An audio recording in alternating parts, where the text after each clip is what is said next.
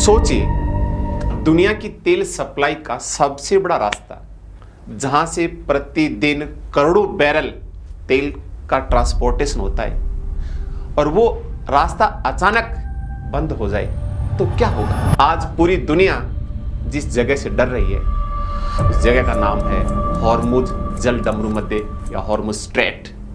और इस पूरे खेल के केंद्र में अगर कोई है तो वह ईरान। जैसा कि आप जानते हैं कि हॉर्मुज जल स्ट्रेट या जल डमरूमध्य दुनिया के महत्वपूर्ण व्यापारिक जल मार्गों में से एक है। यहाँ से प्रतिदिन दुनिया के टोटल ट्रांसपोर्टेशन का लगभग 20% तेल का परिवहन या व्यापार इसी जलमार्ग से होकर गुजरता है। और इसके केंद्र में देखें तो एक तरफ है ईरान और दूसरी तरफ है खाड़ी के देश, और इनके बीच में फंसी है पूरी दुनिया की अर्थव्यवस्था। और खास करके ईरान अपनी भौगोलिक स्थिति का फायदा उठा करके पूरी दुनिया पे दबाव बना रहा है या ये पूरा खेल खेल रहा है। और इसमें ईरान अपने छोटे छोटे युद्धपोत, जिनको मछली या मच्छर बोट के नाम से भी आपने सुना होगा कहते हैं, या ड्रोन या मिसाइल हमले करके अपनी पकड़ को मजबूत बना के दुनिया पे एक प्रेशर क्रिएट कर रहा है। ईरान ने ऐसा माहौल बना दिया कि अमेरिका जैसे शक्तिशाली देश के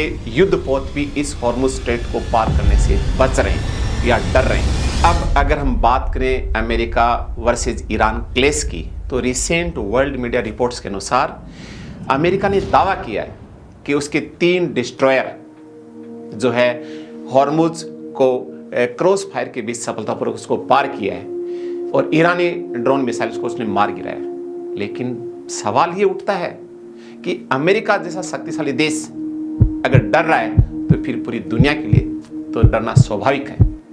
कारण दोस्तों साफ है कि ईरान सीधे युद्ध नहीं लड़ रहा है, बल्कि समुद्री दबाव की रणनीति पर काम करके अपनी शर्तें मनवाने के लिए अमेरिका जैसे देश को मजबूर किया है। बार बार डायलॉग्स को टाल रहा है, प्रेशर वाली जो है ना पॉलिटिक्स खेली जा रही है। ये ठीक वैसे ही है जैसे सोमालिया में जो सी पायरेट्स, जिनको हम समुद्री लुटेरे डाकू कहते हैं, वो जहाज़ों को रोक करके कई बार वसूली करते हैं। ऐसी रणनीति जो है ईरान खेल रहा है। अब सबसे बड़ा सवाल ये उठता है कि खाड़ी के देश चुप क्यों हैं? ये सोचने वाली बात है। एक्सपर्ट्स के अनुसार कि उन्हें डर है कि अगर युद्ध कहीं लंबा खींचा या लंबा चला तो सीधा सा असर उनकी इकोनॉमी पे होगा।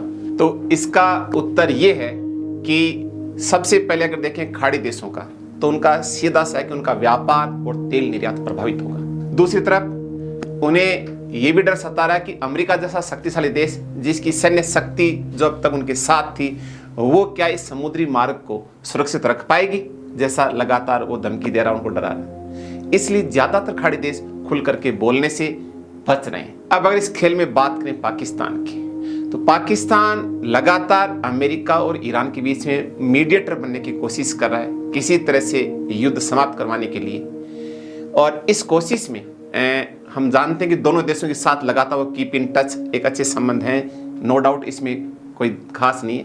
बट यहाँ तक भी दावा किया गया है कि पाकिस्तान के अनुरोध पर अमेरिका ने एक सैन्य अभियान को 36 घंटे तक रोक दिया था, ताकि बातचीत का और मौका मिले, एक बार और टेबल पर आए। लेकिन हम जानते हैं बात बनी नहीं है। अब हमारे सामने महत्वपूर्ण प्रश्न ये खड़ा होता है कि भारत इस समय क्या कर रहा है, या भारत जियोपॉलिटिक्स में अपना क्या रोल प्ले कर सकता है। हम सभी जानते हैं कि भारत के संबंध, चाहे अमेरिका हो, ईरान हो या खाड़ी देश, सभी के साथ बहुत अच्छे संबंध है। जैसे एक तरफ क्वाड तो दूसरी तरफ ब्रिक्स। अगर भारत एक सही रणनीति अपनाए तो इस समय वैश्विक संकट में महत्वपूर्ण भूमिका निभा सकता है एज ए मध्यस्थ। यानी भारत सिर्फ दर्शक नहीं है, बल्कि आने वाले समय का दुनिया का सबसे बड़ा डिप्लोमेटिक पावर बन सकता है। हॉर्मुज सिर्फ एक समुद्री रास्ता नहीं है, बल्कि पूरी दुनिया की अर्थव्यवस्था की धड़कन है।